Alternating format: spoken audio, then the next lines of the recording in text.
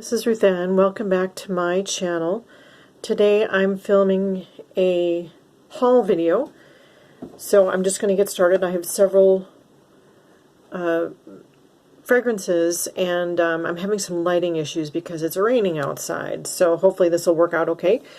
The first fragrance I have for you, hopefully it'll show up okay in the light here, is Calvin Klein Obsession Night for Woman.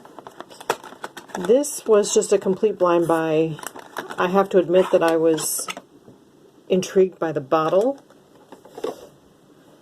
I thought it was just beautiful. The original Obsession I really don't care for. I prefer other spicy orientals. It feels to me like the original Obsession is a little too masculine. But this one is nothing like the original Obsession at all. This is like a gothic version, in my opinion, of CKB. And in reading some of the other reviews on Fragrantica, a lot of people are comparing it to CK1, CKB, those more of those kinds of fragrances. This one came out in 2005, and it's kind of a citrus in the beginning with bitter orange and a lot of bergamot, which makes it seem very, to pull a little masculine, but in my opinion it's more unisex. And I would say in reading the reviews, it being more masculine is probably the #1 criticism of this fragrance, but I really like it. I wish it lasted longer. It only lasts on me about 4 hours. It's very good value. It's very fragrant, very calming, and I think this would be good for day or night. It's kind of, in my opinion, a really good rainy day fragrance. And it's got kind of this cold, dark, gothic quality to it. So if you like that kind of perfume, this is a really good bargain. I really recommend it. It's very unique. I don't have anything else like it. It's very nice. So next, I have an Oscar de la Renta fragrance. This is Live in Love, the original. I have covered the 2 flankers to this fragrance, the Paris version and the New York City version. This is the original, which I've wanted to get for some time. It's got a really pretty bottle. This is a white floral fragrance that came out in 2011. It's very fresh. It has rose, kind of a powdery lily of the valley, and hyacinth. It also has some citrus and freshness to it. It's been compared to Creed's Florissimo, and I don't know that fragrance, but that is according to others who do know that fragrance. It's a very feminine, elegant, bright spring-summer floral. Very pretty, but nothing groundbreaking. Very inexpensive. Great value for money. And I really enjoy these Oscar de la Renta fragrances. They're just pleasant, great value, easy reach fragrances that I just love. So I look forward to wearing this summer. Next up, this is actually a backup bottle. This fragrance is Elizabeth Arden's Splendor, and I think this has been discontinued. This is just a massive 4.7 ounce bottle. This is under $20. Again, this is my second bottle. And this came out in 1998, and the reason why I got a backup bottle is because this is a hyacinth fragrance. In fact, this is a hyacinth bomb. This is the strongest hyacinth fragrance I've ever owned. And it's not a one-noter. It's actually very complex. It's got wisteria, freesia, lily of the valley, rose, orchid.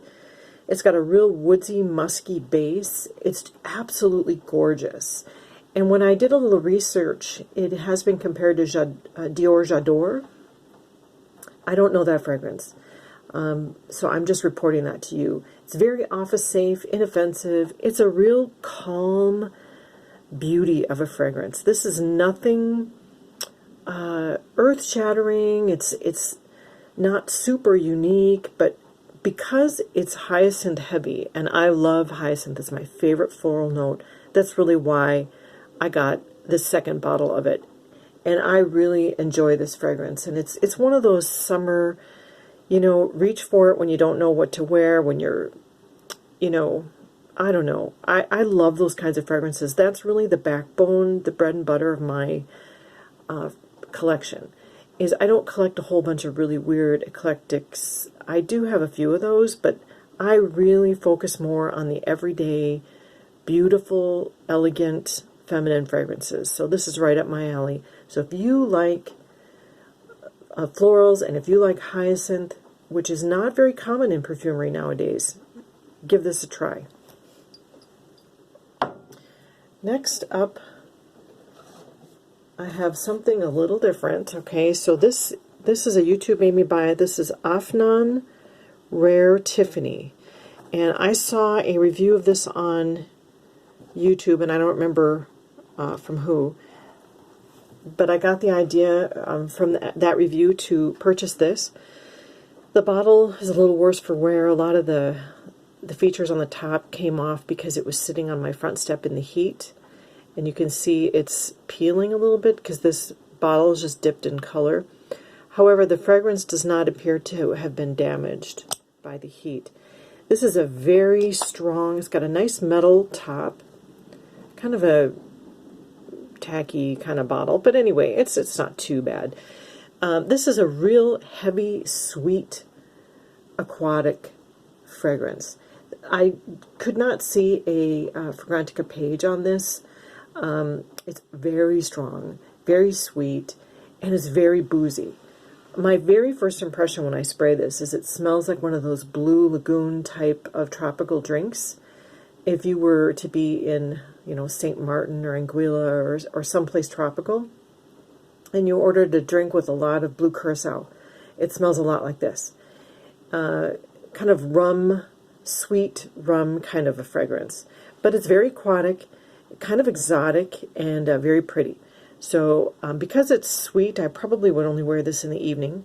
But it is very nice, and I look forward to wearing it. Next up,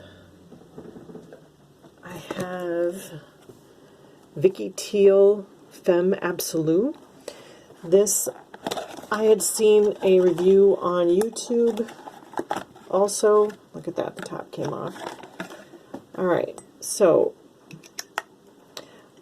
I looked this up on Fragrantica before I bought it, and it was very highly rated. It's a very sweet cassis fragrance. This came out in 2017. It's a floral fruity with cassis, mandarin, rose. It's very patchouli heavy.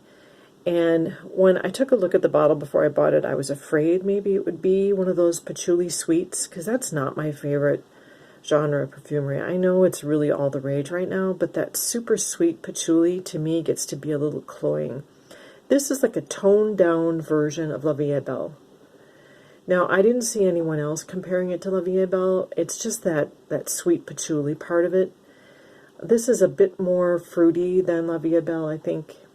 Not quite as strong, but it's still really strong. Lasts a good 8 hours. Of course, if I don't care for it very much, it's going to last forever, right? And I think I'll keep this, I'm not sure. I don't sell my fragrances. I don't declutter. I either give away fragrances I don't like, or I use them as bedding and room sprays. You'll never see me do a declutter video. So, I don't know. I have to test this out. I've only worn it once. And I've got to say right now, I'm not really thrilled with it. But if you like really sweet patchouli fragrances, this is something you may want to try. And it's not very expensive. It's a really good bargain. I think I paid, it was definitely under 30. All right, and next, let's see. Let me grab the next one here. Levine. All right, so I could tell you a story about this fragrance. I had bought this initially a couple of years ago based on recommendations that I saw on YouTube. It's a tacky bottle. It looks like, I think we all know that, it looks like a microphone. I had initially bought a bottle of this from an online seller, not through eBay, but through Overstock.com. Okay, I bought this along with another bottle of perfume, and it came to me absolutely rancid and spoiled. Smelled like a rotting cinnamon stick. It was awful. And I did not realize that it was spoiled. I just thought it was a bad fragrance. But then I have seen so many good things about it lately, since then, that I decided to give it a try from a different seller.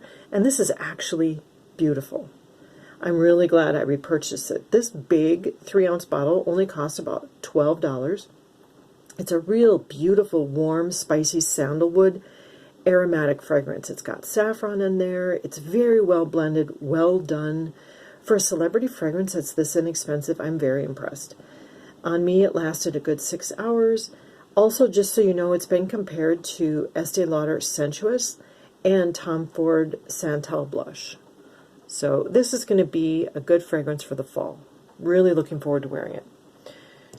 Next up, I have, let me make sure I'm grabbing the right one. Okay, this is Tommy Bahama, Very Cool, for women. And this is a beautiful, beautiful perfume, beautiful bottle. You can see it here. I'm not sure why these Tommy Bahama fragrances for women aren't a little more popular. They're very tropical, beachy, beautiful fragrances. I've worn this twice now since I purchased it, and it actually lasts quite well. It performs, it pushes through heat. It's a citrus fruity fresh. It's got notes of tangerine, clementine, cassia, and hibiscus. So it's a little watery, but it's an airy, I'd say it's very fresh, pretty. It's not suntan lotion, sunscreenish at all. But it's really, really beautiful and refreshing for summer. So this is a really good buy, under $20 for a full 100 ml. And I have one left. Another Tommy Bahama. And this is Martinique. All right. And so I'll just open up the box. This is a very beautiful bottle as well. Of course, it's backwards. So it's a similar style bottle, but it's kind of got that metallic, I don't know. I think it's really pretty. This one was released in 2010. It's a floral fruity. This one is sweeter than the first one. It's raspberry, mandarin, and apple. I really don't pick up the apple, but I do get the raspberry. In the mid, it's got a lot of exotic flowers, and it's got a real musk vanilla base. So it's one of those warm tropicals rather than a cool. So it's less aquatic, and it doesn't have that ocean air feeling, but it's got more of a warm, exotic freshness to it. It's a little boozy as well. Again, when I spray this, my first impression is that it smells a bit like a tropical drink. Very, very pretty. I've only worn it once. I can't tell you much about how it lasts, but it is very pretty. So I hope you enjoyed this video, and I'll see you on the next one. Thank you for watching.